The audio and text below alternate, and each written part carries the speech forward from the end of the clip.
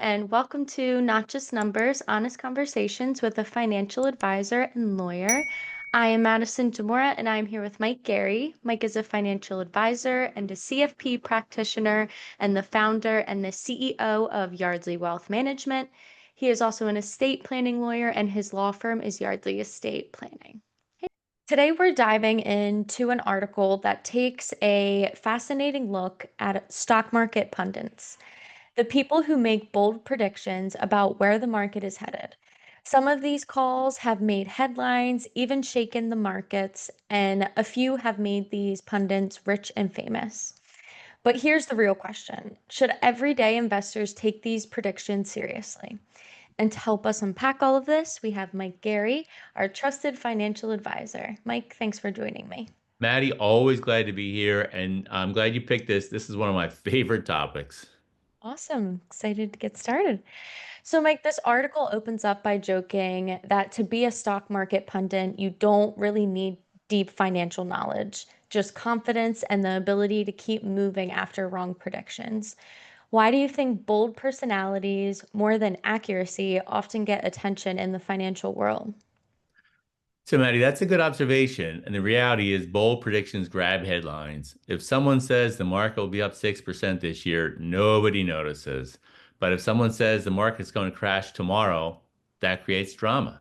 Financial media thrives on attention, and personalities who sound confident, even when they're wrong, over and over again, become more influential than those who quietly stick to balanced, realistic views. Unfortunately, confidence often gets mistaken for credibility. That's why TikTok influencers or people with Instagram reels who say so crazy things get millions of views. And then we have this thing where we talk rationally and talk to experts about things, and we get our hundreds of views or maybe thousands of views, but not millions for sure. Yeah, Okay. Just because they have a lot of followers doesn't mean they're right, right? it's absolutely true. Absolutely true. The article mentions Jospeh Granville, who in the 1980s could literally move markets with a single call. His advice once sent the Dow down over 4% in one day. But in the long run, his predictions didn't hold up. What does that say about following these so-called gurus? It shows that short-term influence doesn't equal long-term reliability. Yes, a strong voice can rattle markets temporarily, but fundamentals always win out. Following gurus can be dangerous because even if they get attention once or twice, the track record usually doesn't hold. Investing based on someone else's dramatic prediction often leads to emotional decisions, which is one of the biggest killers of wealth over time. On the flip side, Elaine Garzarelli did famously predict the 1987 crash. For a while, she became one of the highest paid strategists on Wall Street.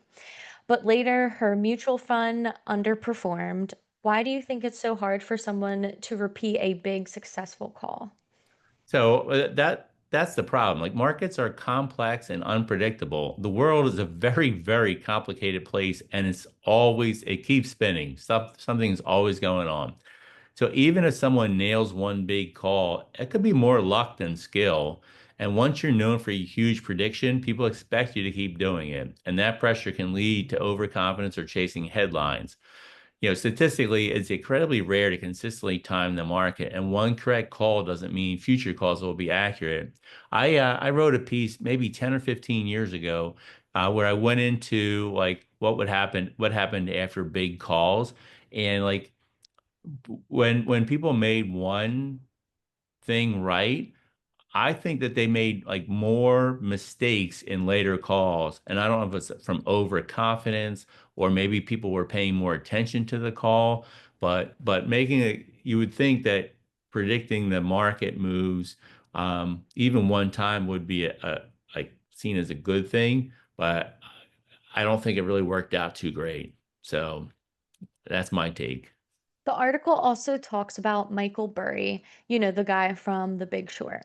He correctly predicted the housing crash and has made a few very public warnings since then. But according to the numbers, if you had invested in the S&P 500 index fund right after five of his warnings, you would have made an average gain of 34% in just 6 months. That's wild. What are the takeaways here? Big lesson is that reacting to bold predictions usually backfires. Market has a long history of resilience. Even after Barry's scary warning, staying invested in something as simple as S&P 500 index fund produced fantastic returns. That doesn't mean risk isn't real. It is. But long-term investors usually do far better by staying the course rather than jumping in and out based on someone else's alarm bells.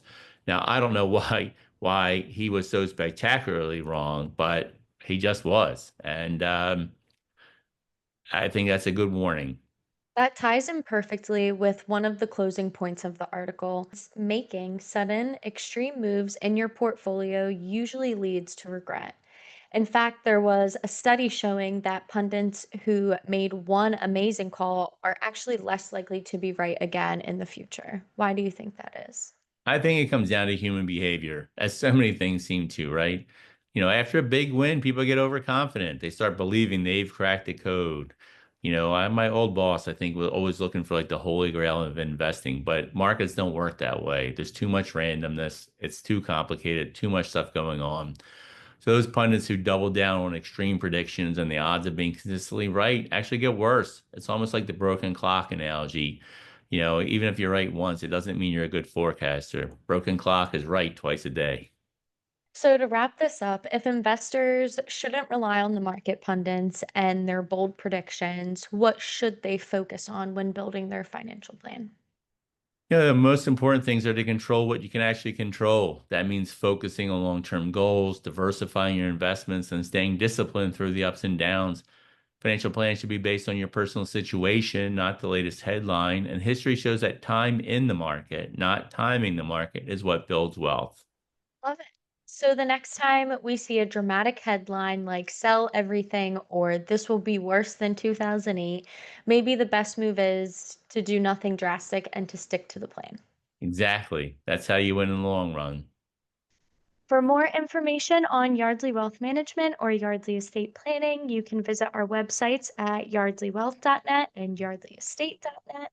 You can also follow us on socials at Yardley Wealth Management. Don't forget to subscribe to our YouTube channel.